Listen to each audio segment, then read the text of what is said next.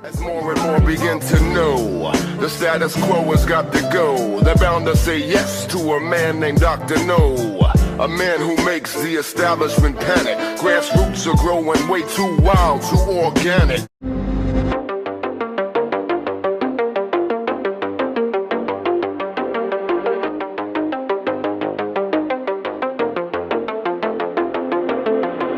So Israel is demolishing buildings to build a road through central Gaza that will cut the strip in two, demonstrating Israel's long-term plans to occupy the territory. So Israel's Channel 14 reported on this road, which is being built in an area known as the Net Zarim corridor. And this new road, known as Highway 749, will separate Gaza City from the rest of the strip. Israel is creating a 1 kilometer buffer zone to the north and to the south of the road. So it's going to be 2 kilometers wide. Which is similar to this zone that they're also creating along the entire Israel-Gaza border. That's 1 kilometer inside of Gaza from the Israeli border. They're demolishing everything that's there, including the agricultural land, and just basically turning it into a militarized area that Israel can control. And now this is the same that they're doing here, going across the Gaza Strip.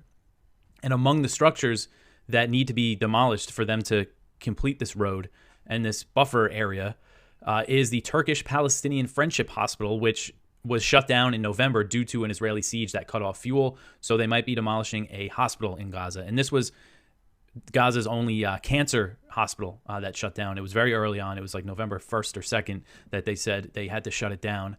And the construction will also require the demolition of Al-Aqsa University, several villages, amusement parks, and agricultural land. Israeli soldiers said that the purpose of the road was to make it easier to launch incursions into other parts of Gaza, and it could also prevent the movement of Palestinians from the south to the north.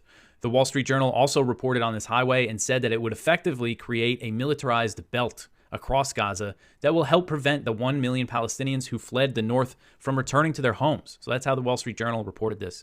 President Biden on Tuesday said his administration would be announcing major sanctions on Russia over the death of Russian opposition figure Alexei Navalny.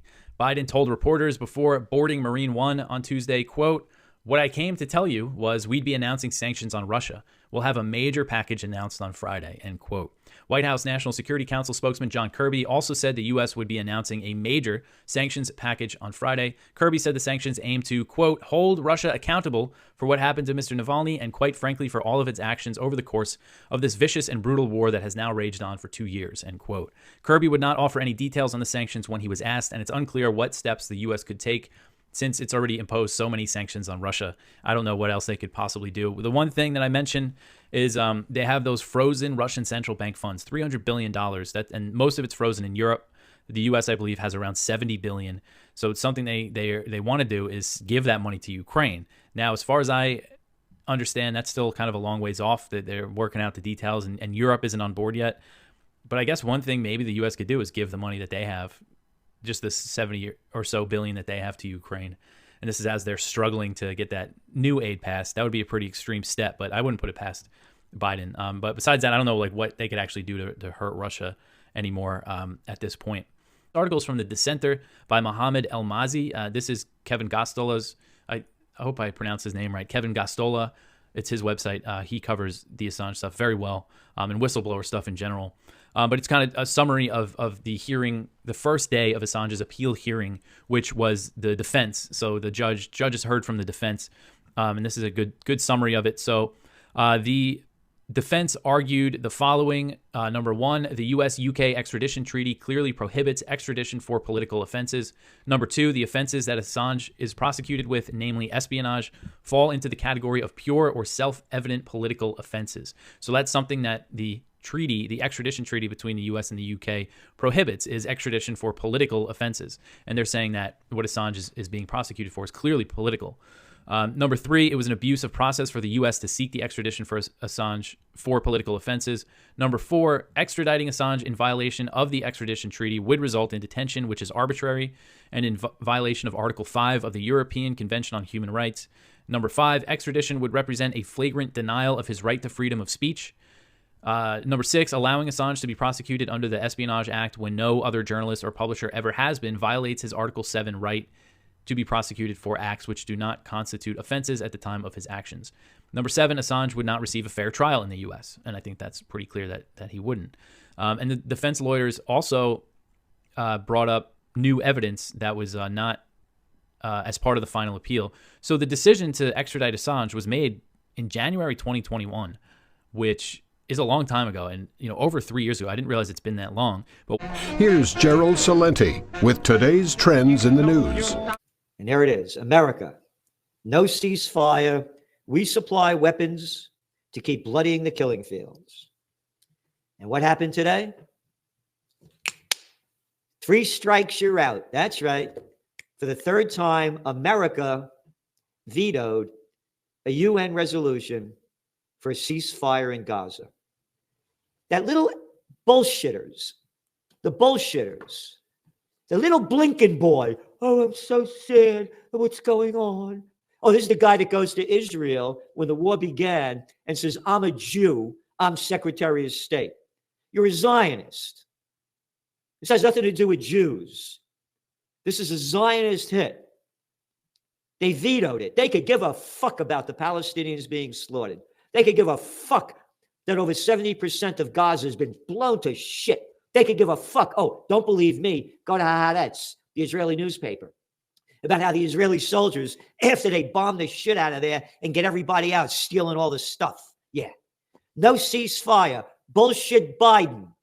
Oh, yeah. These fucking news crap articles coming out.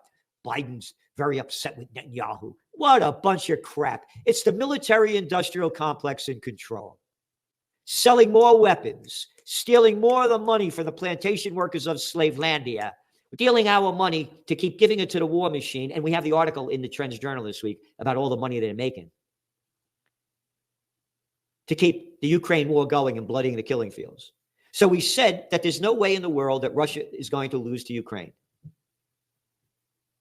If Hitler couldn't beat them in Operation Barbarossa, where they killed over 25 million Russians and they were the first to defeat the Germans, what the fuck do you think a lousy little country like Ukraine is going to beat them?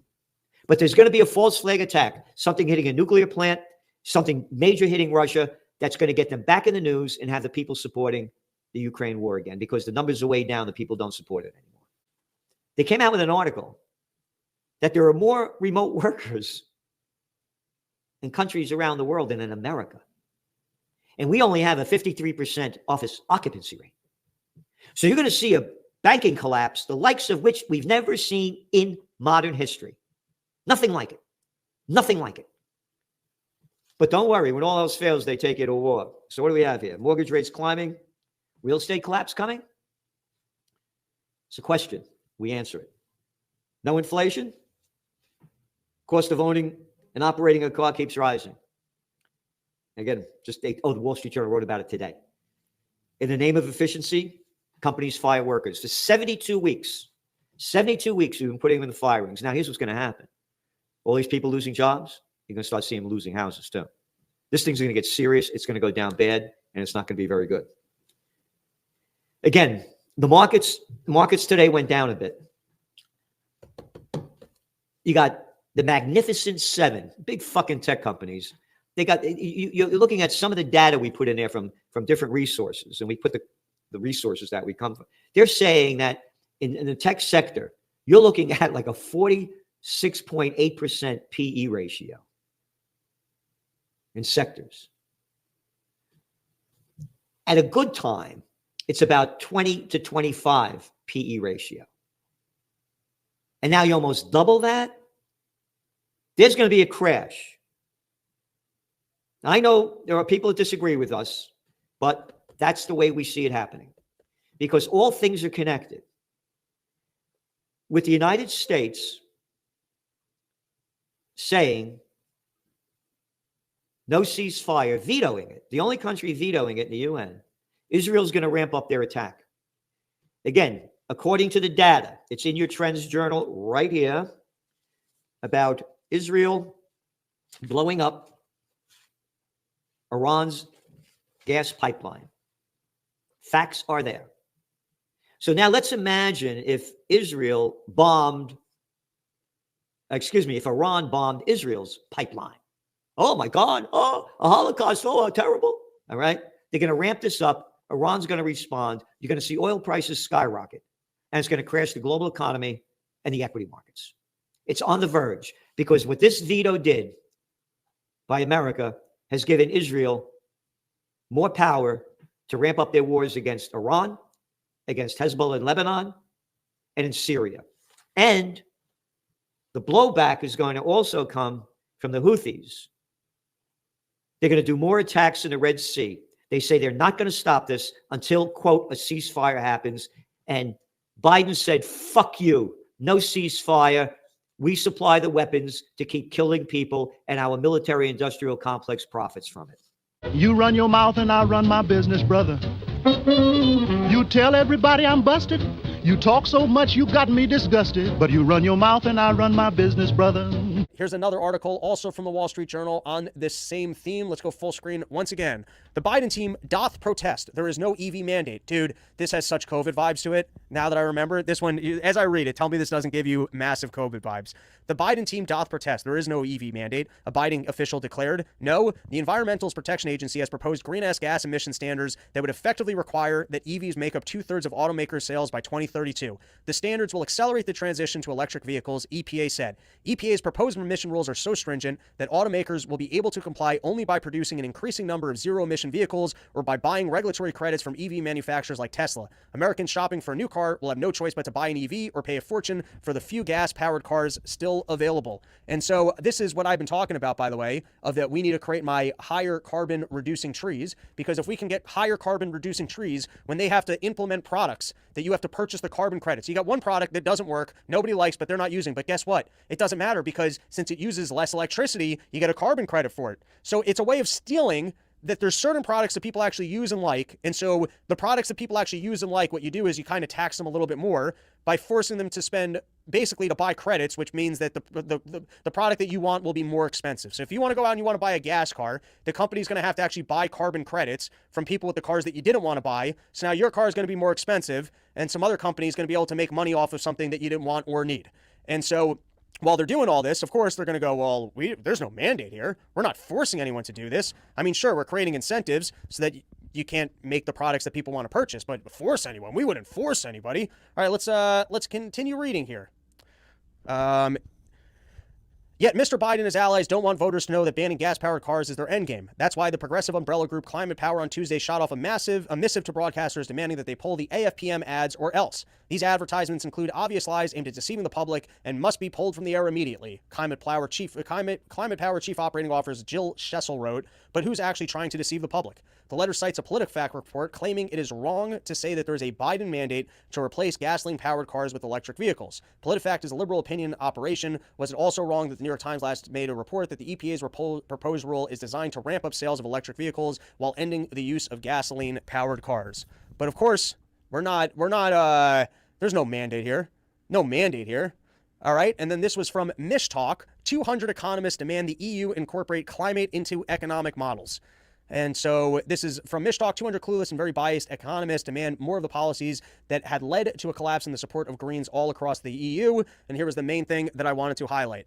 Their main argument is that current models favor market-based over regulation-based solutions. If that were the reason for the model's poor performance, we'd accept this argument. But again, this is not the case. The purpose of a change in model is to introduce a positive bias in favor of climate change investment, presumably because electorates are pushing in the other direction. In other words, the market and all of us, we just want to be able to consume the best goods and services at the best cost to go about our day. And the problem is that's fucking up the models. And so they want to introduce bullshit into their models that favor investment into green energy, once again falsifying government reports about what people want, what they're looking for, what the consequences are, all the data that you would need to actually digest information and make decisions. Back to the article. The letter is testimony to ongoing delusions amongst economists that they are in charge of economic policy and that their models really matter to the world. We are seeing central banks like the ECB are starting to distance themselves from those models because of chronically poor performance. All right, and I think I had one more example from the Freedom Press. I had also seen it earlier in the year. I think I might have even read it on the show. I think it was in Zero Hedge that it was published. But this is a fascinating article. It's from a person, and he works in academia, and he tells you that in order to work his career, you need to get yourself published into journals. And if you're going to get yourself published into journals, you got to make sure that the information that you're publishing actually fits their agenda. And so in this case, he's doing a study on global warming and forest fire risks. And he'll tell you straight up, if you want to prevent forest fires, why is this, give me 1 second. Everyone's coming after me. If you want to prevent forest fires, there's all sorts of things that would be more efficient than trying to change the climate. You might want to get your utility companies in order. You might want to do more forest fire prevention. There's all sorts of things that you could do that would be practical. But guess what? No one wants to read about that, and no one wants to publish it, because what people want is the information about how global warming is causing the forest fires so that they can say, hey, there's X cost to global warming. I'm putting words in this guy's mouth at this point, but that's what they want. They want to go, they're like, you're not factoring in for the cost of global warming, which is every single time that there was a forest fire, because those never existed before. And so if we forecast for the increase in forest fires because of the increase in our accounting for weather temperatures going up, well, then look at the cost of all of us actually driving our cars. All right, let's give this a read. I left out the full truth to get my climate change paper published. Let's go full screen once again. I like that. I like that. All right. If you've been reading any news about wildfires this summer from Canada to Europe to Maui, you will surely get the impression that they're mostly the result of climate change. Here's the AP. Climate change keeps making wildfires and smoke worse. Science call it the new abnormal. And PBS NewsHour. Wildfires driven by climate change are on the rise. Spain must do more to prepare, experts say. And the New York Times. How climate change turned lush Hawaii into a tinderbox. And Bloomberg. Maui fires show climate change's ugly reach. I'm a climate scientist, and while climate change is an important factor affecting wildfires over many parts of the world, it isn't close to the only factor that deserves our sole focus. So why does the press focus so intently on climate change as the root cause? Perhaps for the same reason I just did an academic paper about wildfires in Nature, one of the world's most prestigious journals. It fits a simple storyline that rewards the person telling it.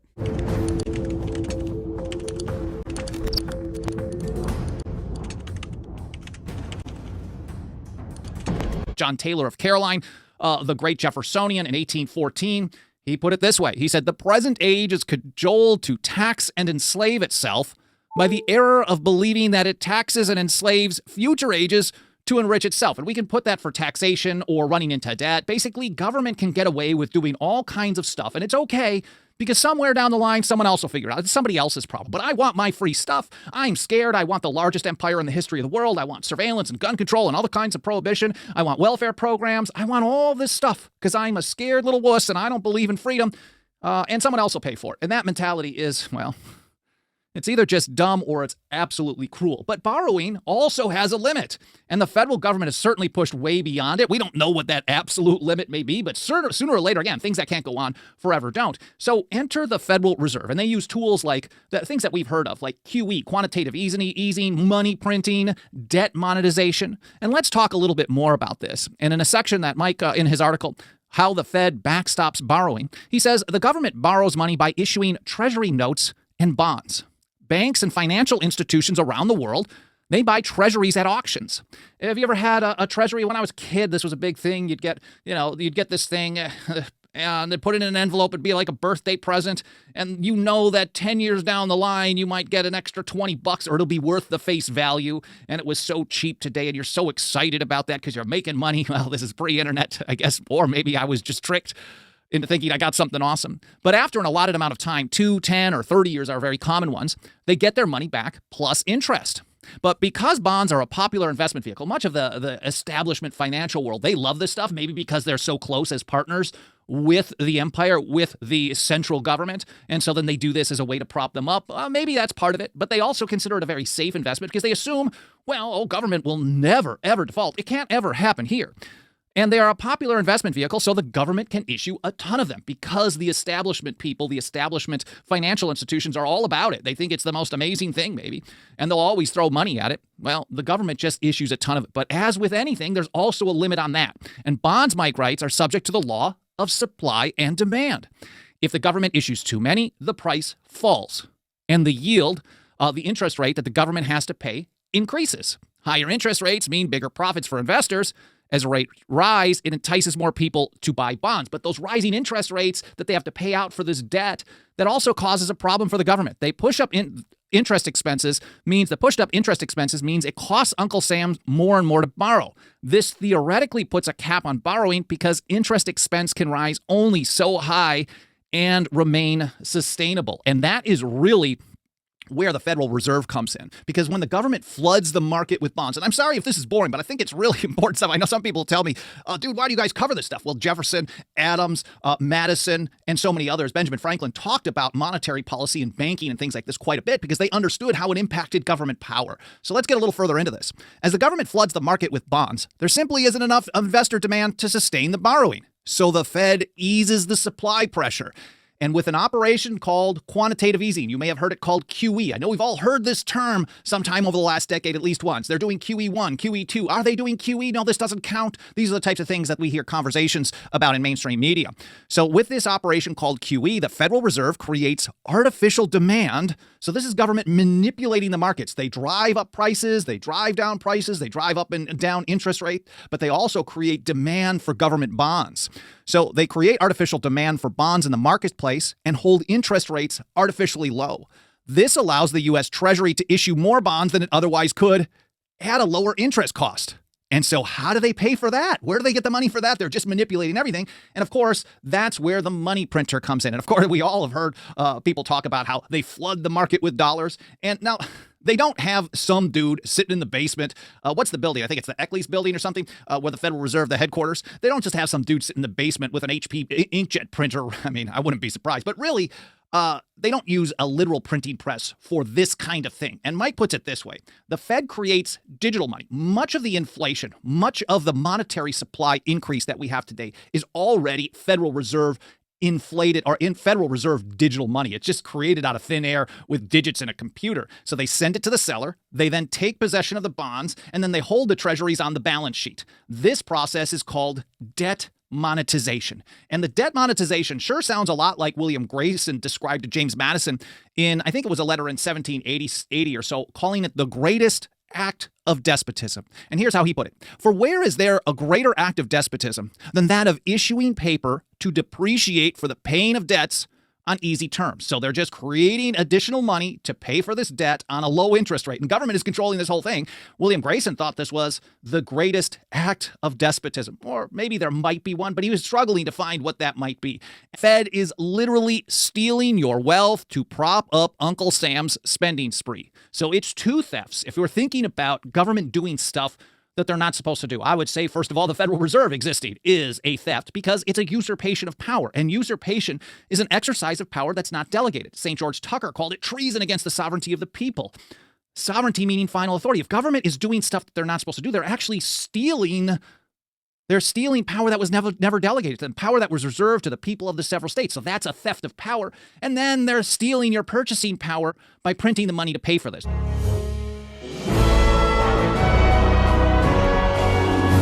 This is Koenig writes again, absurdity abounds. During comments on reports of Navalny's death, President Joe Biden called on Congress to pass that $95 billion aid package. Well, there's another reason.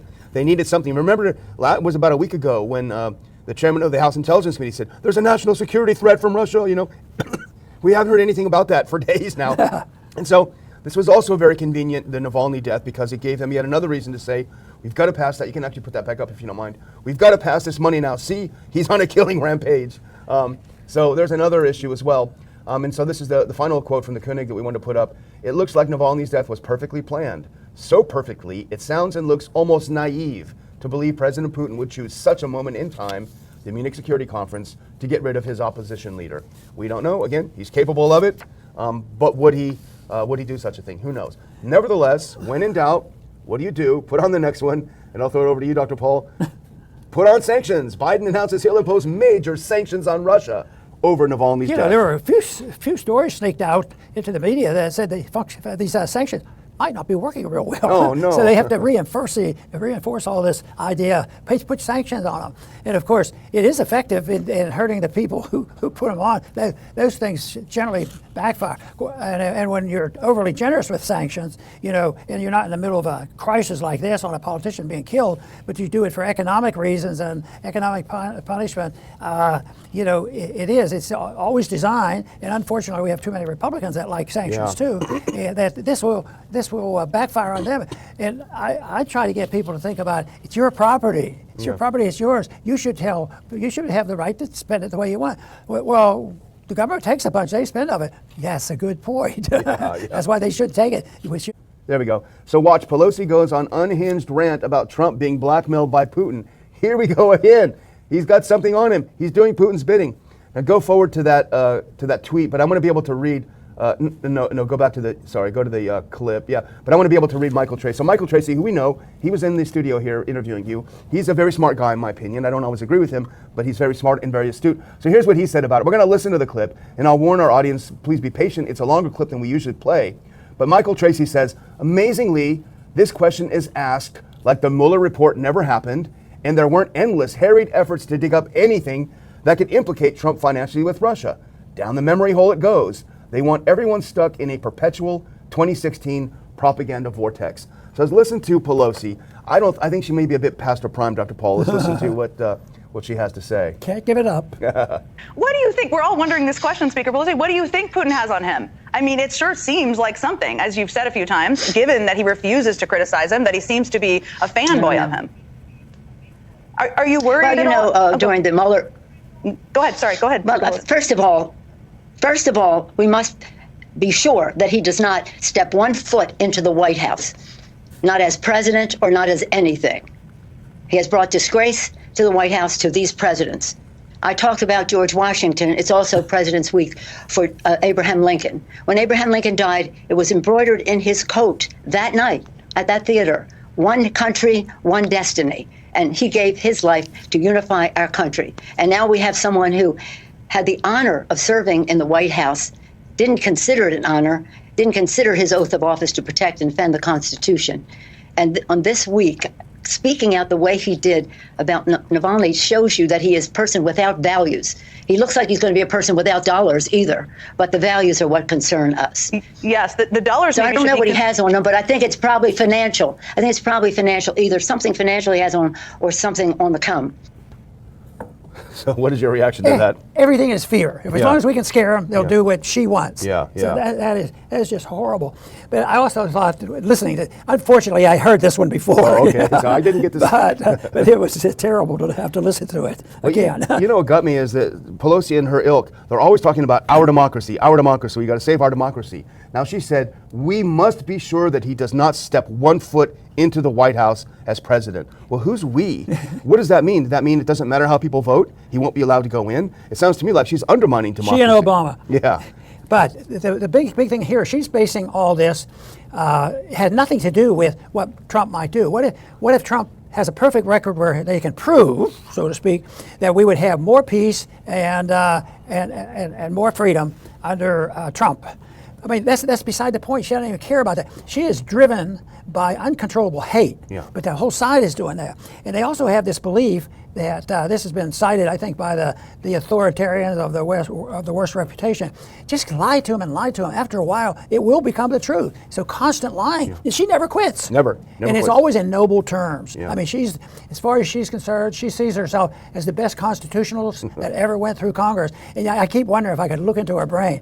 And she said, but I had trouble finding. Now, I wonder what her brain is telling her. I really am the best. Yeah, or is she brainwashed? Yeah. Probably doesn't matter because the people suffer from it. But it's in a way trying to understand these people. It's pretty bad. Yeah.